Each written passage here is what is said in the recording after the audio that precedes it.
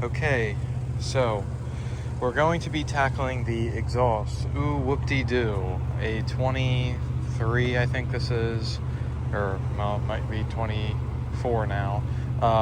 Exhaust on a Chevy from Maryland. I bet that's going to be a rusty mess. But anyway, we will prevail. So as of right now, all I'm doing is just getting a new muffler. People are staring at me now. I feel uncomfortable because I'm in some parking lot. Okay. Anyway, what I'm trying to get at is I'm just doing from the cat back. So I'm replacing the muffler with a Flowmaster Super 10, but it's a off-brand. There's a YouTube channel guy, Speedy's Equipment. So it's supposed to sound like a Flowmaster Super 10 for half the price. Duh, I'm gonna get that. I'm cheap.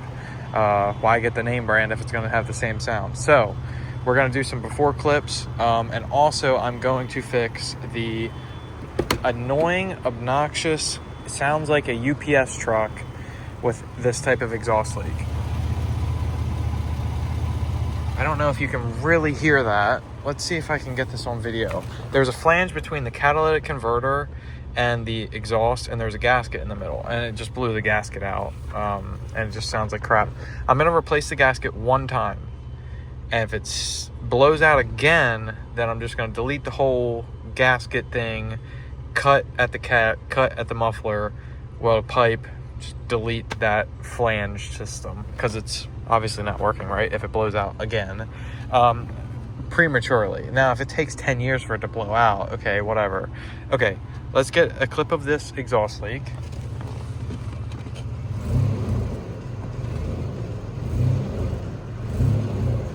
You can kind of hear it's like so that is that. I'm gonna add a idle clip, and now I'm going to do some moderate to small revs, or small to moderate revs.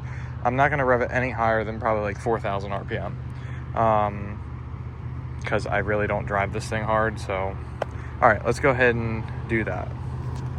Okay, well, the exhaust is done.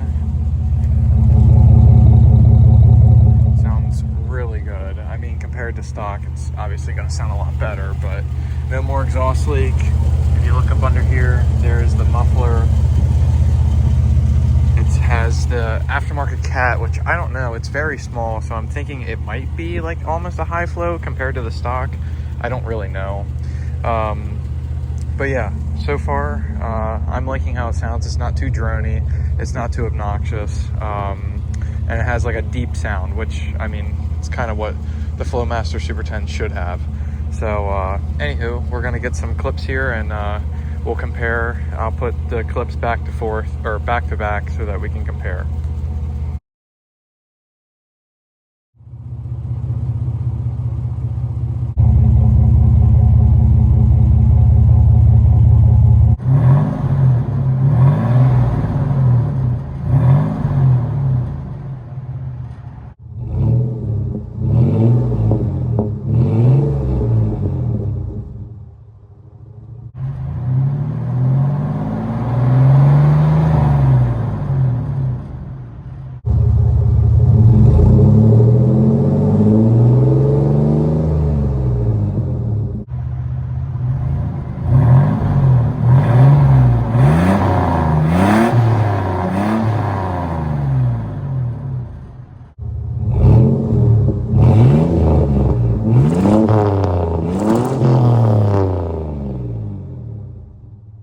Next little piece will be, this is off of a 99 to 2000 GMC Jimmy with the Envoy package. This only came on the Envoys if they had the rear air compressor, because the rear air compressor would sit back here behind the bumperette, and this little flappy thing would cover that up so that you couldn't, you know, kick it with rocks and dirt and all that stuff, so it wouldn't mess up the air compressor. The standard Blazers, since they don't have that air ride, just have the open space, and mud and debris and salt likes to all accumulate back there. So with a simple little install, it'll just go in like that, and block off back in there to keep all that debris out of there. So it's not just accumulating on top of the frame rail or hiding behind this in the bumperette. So we'll go ahead and pop this little thing in. Okay, let me get some light here.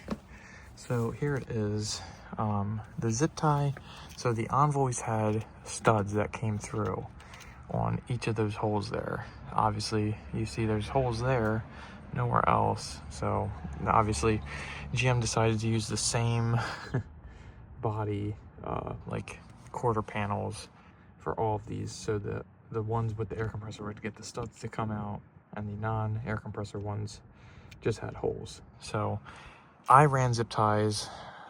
I mean, can you tell from like back here? Yeah, I mean, if you're looking, you can see, but it is what it is. You gotta have something there to hold it so it doesn't blow back. And then that clips in right on top of the factory plastic liner. So it is what it is. I mean, you're adding something that a vehicle doesn't have, so you're gonna run into things like that.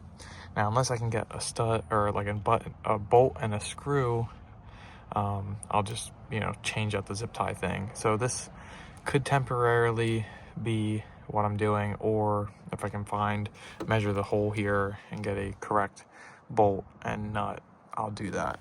Because when I did take that off of the Envoy,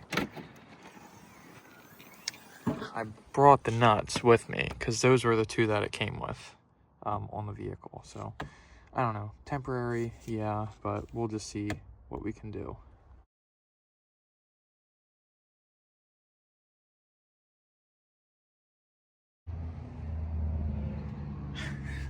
A little gimmicky, but got a new tag. I figured the blue would go nice on the blue, and I mean, if nobody else knows what this is, well, now they do. It's a Blazer.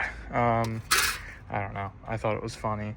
My original goal for this was to get my same Blazer tag that I had on my first Blazer, 204768M, in kind of remembrance of that. But when you tell them that, they're like, oh, was that a tag before? I'm like, yeah, like it was issued to a car about 20 years ago. Oh, well, since it was already a tag once before years ago, you can't redo it. So that was the next thing that I had on my tag list. So we'll go ahead and slip these on and see what we got. But I figured I'd make a little clip. Well, everybody will now officially know that it is me. Oh, is that Cole, or is that a blue Blazer, or is that just some generic? Well, look at the tag. Yeah, I don't know. It's cool, and plus it's the Bay tag, so it's going to a good cause, and it goes with the blue. I mean, sure, it's a little bit lighter of a blue, but it doesn't look bad. But all right, anywho, we'll keep on moving on. All right, guys, well, I don't think I'm gonna hang on to this video too much longer. I know it's not really that long of a video on this car, but I just figured rather than sit on all the footage, because I really am not doing too much more to this anytime soon. Next thing really is just the finishing up the front end with the control arms, the shocks, front and rear, and the inner and outer tie rods. So that's going to be later next month, like, because today is March 31st and tomorrow's April 1st. So I'm not really doing anything else. I just figured I'd at least get the video out. We didn't do too much. We got the exhaust taken care of, the little bumperette, or not bumperette, the little cover thing back there behind the rear wheel, and the custom tag. But that's honestly about it. I don't know.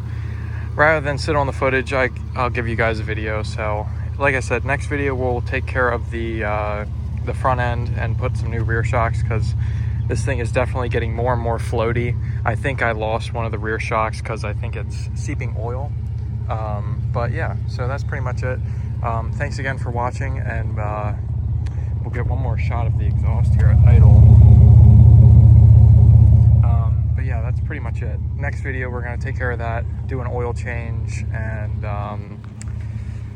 I think that's probably about it, because the front end stuff is like $700, and then to get that all installed is going to cost a couple more $100. So I'm probably well into the 1,000 for just wrapping up this suspension rebuild in the front. So anywho, thanks for watching, and we will see you guys in the next video. Peace.